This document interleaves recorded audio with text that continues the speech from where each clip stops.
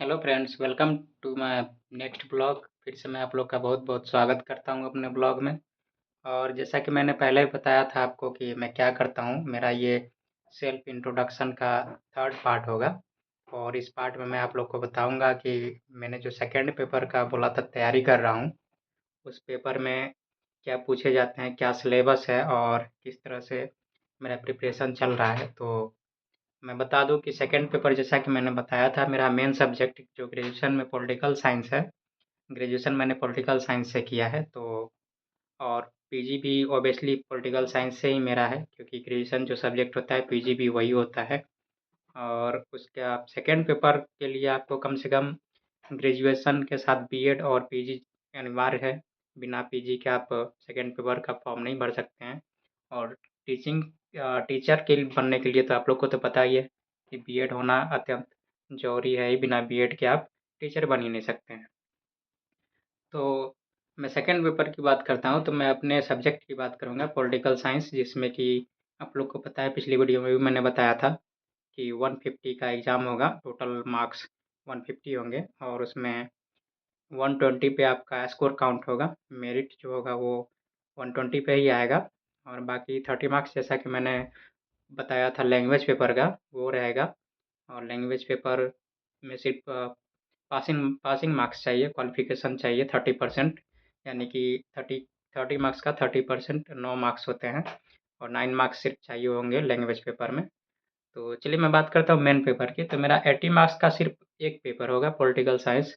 क्योंकि पीजीटी में post graduate level के टीचर जो होते हैं वो सिर्फ एक सब्जेक्ट को सिर्फ उनको तैयारी करनी होती है। और मेरा सब्जेक्ट पॉलिटिकल साइंस है, वो 80 मार्क्स का होगा। और उस 80 मार्क्स में सिर्फ पॉलिटिकल साइंस सब्जेक्ट होगा। और बाकी कॉमन पेपर, जैसा कि मैंने पहले भी बताया था, 40 मार्क्स का, यानी कि 80 प्लस 40 120 होगा। तो 120 में कॉमन पेपर 40 मार्क्स का मैंने पहले ही बता दिया था, उसमें भी 5 पार्ट्स होता है। और 5 पार्ट्स में जैसा कि मैंने बताया था, 8-8 मार्क्स के साइंस और मैथ्स, हिस्ट्री हिस्ट्री में आईएनएम होगा, इंडियन नेशनल मूवमेंट, और जीए होगा। और साथ में और ज्योग्राफी, इंडियन ज्योग्राफी जिसको बोलते हैं, वो होगा। तो वो कॉमन पेपर है। और बाकी 80 मार्क्स का, जैसा कि मैंने बताया था, मेरे सब्जेक्ट से रिलेटेड होगा। सब्जेक्ट में आपका वेस्टर्न थिंकर और इंडियन थिंकर, उसके साथ भारतीय राजनीति और विदेश संबंध, और ये सारे टॉपिक्स हैं। और एक दो टॉपिक्स हैं जो कि जिसके अंदर के सारे क्वेश्चन आएंगे। तो वही, हाँ, उसी का मैं प्रिपरेशन कर रहा हूँ। और कंटिन्यूसली मेरा उसी पे फोकस है, सेकंड पेपर पे ही, ताकि चाहे कोई भी हो, मैं हूँ या कोई भी हो, सब कोई सोचता है कि अपर लेवल पे हम जाएँ। तो जब मेरे पास ऑप्शन 9th-10th और 11th-12th दोनों का है, तो मैं कोशिश तो हमेशा करूँगा कि 11th-12th में अपना रिज़ल्ट पक्का कर सकूँ और 11th-12th का टीचर बन सकूँ। तो मेरी तैयारी उसी के लिए है। और मैं उसी के लिए प्रॉपर 6 से 8 घंटे लगभग दिन में स्टडी कर रहा हूँ अभी फ़िलहाल। लेकिन इसको मुझे लगता है बढ़ाने की ज़रूरत है, क्योंकि इतने कम से पॉसिबल नहीं है।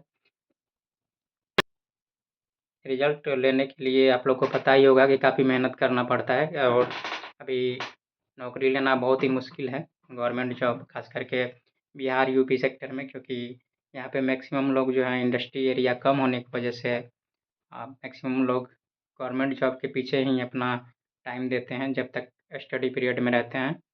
तो इस वजह से थोड़ा-सा कॉम्पिटिशन भी काफ़ी ज़्यादा है इस बार, पिछली बार की तुलना में। टीआरई 1, 2, 3 की तुलना में 4 में कॉम्पिटिशन काफ़ी ज़्यादा रहने वाला है, क्योंकि बहुत सारे नए स्टूडेंट जो सेकंड फेज़ का स्टेट हुआ है 2025 में, उसमें नए स्टूडेंट भी आए हैं, क्योंकि हम लोग पास आउट हैं 2024 के ही। 2024 में जो स्टेट हुआ था बिहार गवर्नमेंट के द्वारा, हम लोग उसमें ही पास हुए हैं। मैं उसका पास आउट स्टूडेंट हूँ। और उसके बाद वैकेंसी आई नहीं, उसके बाद फिर सेकंड फेज का स्टेट भी आ गया था 2025 में, तो उसका भी रिजल्ट आ गया है। तो उनके भी नए स्टूडेंट हैं, और लगभग 2.5-3 लाख स्टूडेंट और बढ़े हैं। जो पहले से थे वो तो थे ही, और इस स्टेट के वो हो जाने से लगभग ढाई ढाई लाख स्टूडेंट बढ़े हैं। तो थोड़ा सा कंपटीशन है, और पहले के रिस्पेक्ट में सीट भी ना के बराबर है, क्योंकि पहले लाखों में वैकेंसी आ रही थी, अभी अब कुछ हज़ार ही होंगे। अब एप्रोक्सीमेशन 20 से 25,000 का होगा या मैक्सिमम 30,000 का, और इसी पे फाइट करना है, इस वजह से कंपटीशन थोड़ा ज़्यादा है। तो चलिए फिर अगला पार्ट्स मैं बनाऊँगा, उसमें और डिटेल जानकारी दूँगा। तब तक के लिए बाय।